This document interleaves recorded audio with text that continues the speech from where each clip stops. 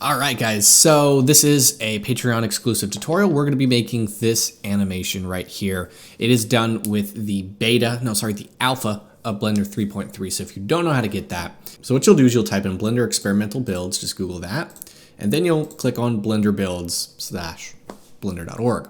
And then go over here and click on that, and that's going to give you a zip file.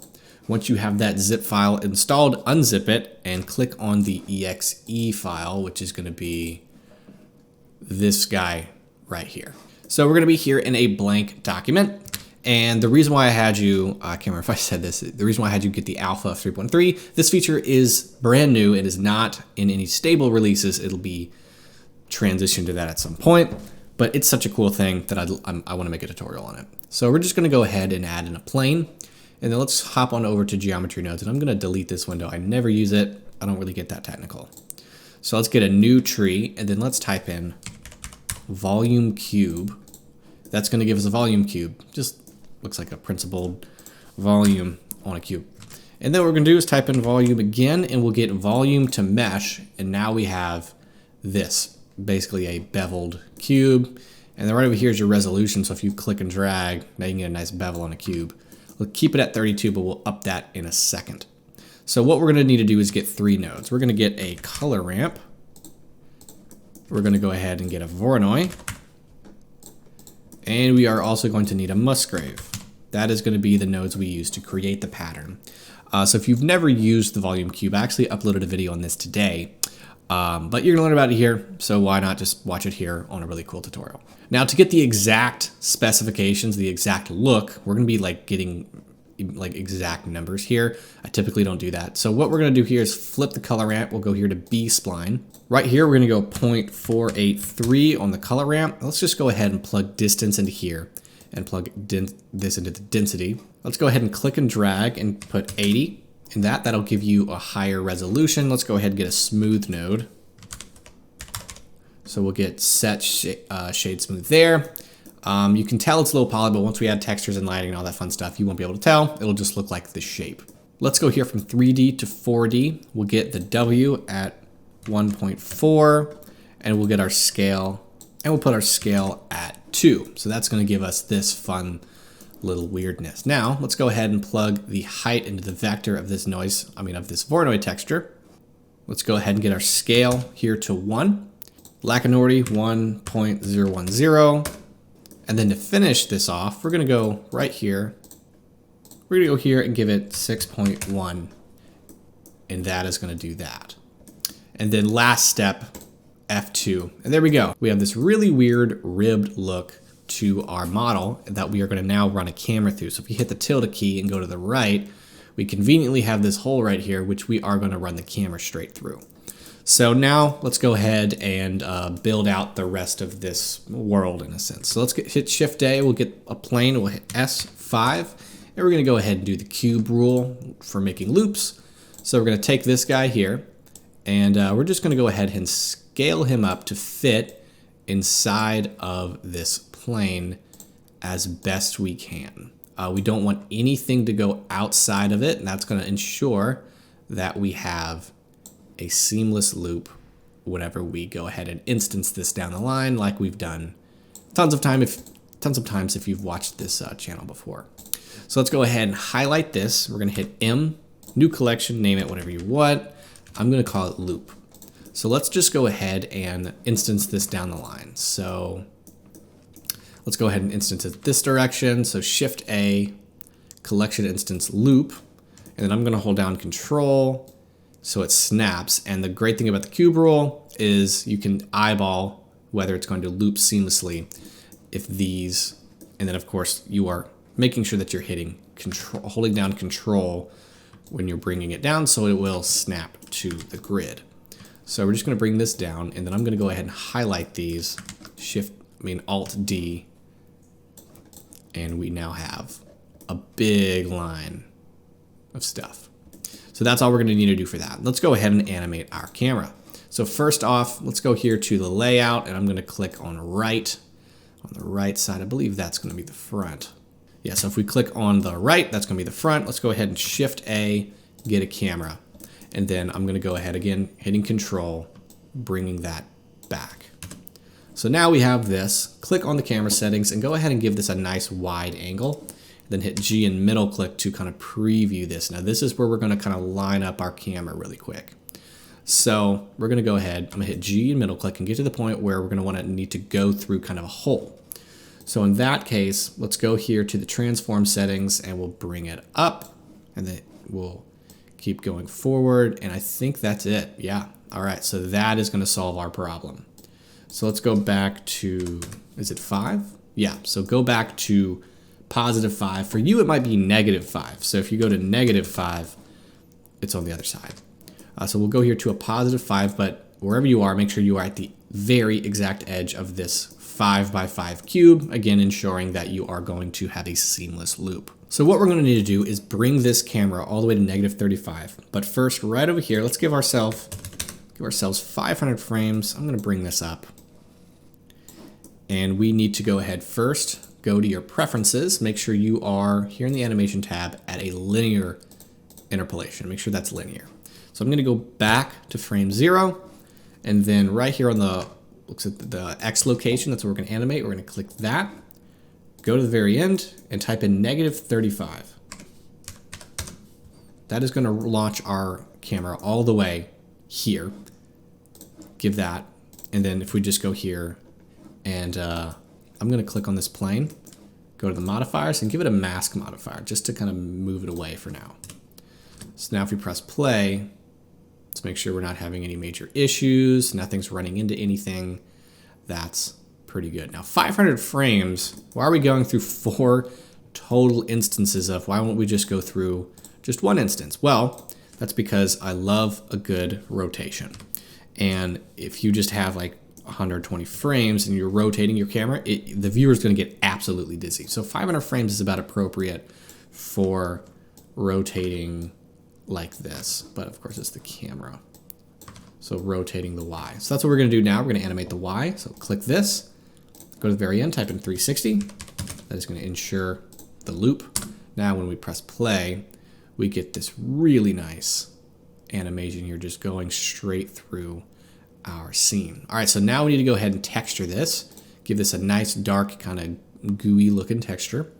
So let's go ahead, click this button here, type in click new, and then you don't have to name it if you don't want to. We'll make it black. You need to go to geometry nodes first, and then go ahead and get a set material node. So if I just go here to the Eevee preview, we'll get a set, Shift A, search set material, and go ahead and select that material. Otherwise, it's not going to apply. So now we can go to shading and start building this texture, and we'll just build it from the perspective of the camera because that's what we're going to see anyway, so we got to make sure it's appropriate. So let's go ahead and get a bump node. That's really what we're going to be goofing with for the most part. So do that. Let's go ahead and get a color ramp. And then we need to get a noise texture. That is kind of going to be just about it. I'm going to hit Control T with that Node Wrangler add-on enabled. Comes with Blender by default. We'll go ahead and plug that noise texture there. This is going to be a very simple material, nothing too crazy. All right, so now let's go ahead and get that distance to 0.1. We'll bring that color ramp in. In fact, we'll bring in the white portion so we can eat into it. Bring that detail to 12 and bring that roughness up. And then we can bring this in.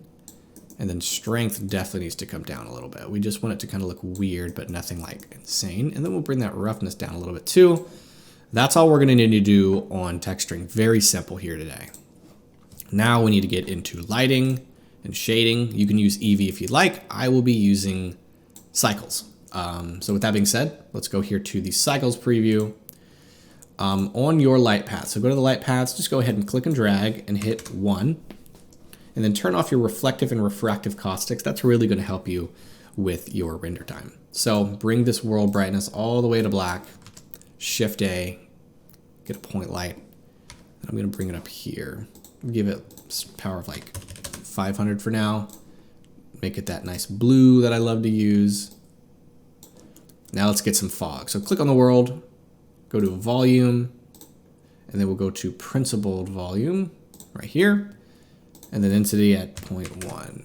All right, cool. And then let's get another light. So Shift D, bring it down here, and make it a nice, like, menacing red. So there we go. So now if I press play, those lights are going to stay still. We don't want that. So we're going to go ahead and click on this point light, click on this point light, and then hold down Control, click on the camera, Control P, click Object. And now I'm just going to go here to the preview. Now when we move our camera, the lights are going to move with the camera. It actually surprisingly looks good in Eevee. When I designed this, I hadn't actually tested it in Eevee. So if you want to follow along in Eevee, be my guest. It's going to look great. Now let's go ahead and duplicate this guy to make this world. So I'm going to go ahead and click this right here at frame 1. Click this guy and hit Alt D. And then we'll just move it just close enough to us where we're going to start seeing it. And then we'll hit this guy and do the same thing right over here. And then how is that looking in the scene? Are they intersecting? We don't want them to intersect. Something like this. So, and the reason why we want that is because that is going to interact with our lighting and really look menacing. So I'm going to go ahead and click on our point lights and make them, we're going to get a power of like 2000.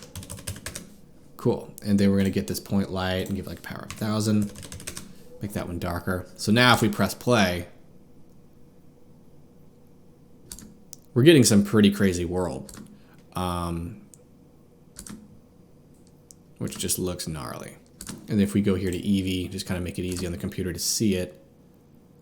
Look how insane this is. This is super, super, super, super cool. I said super a lot, but that's how I feel.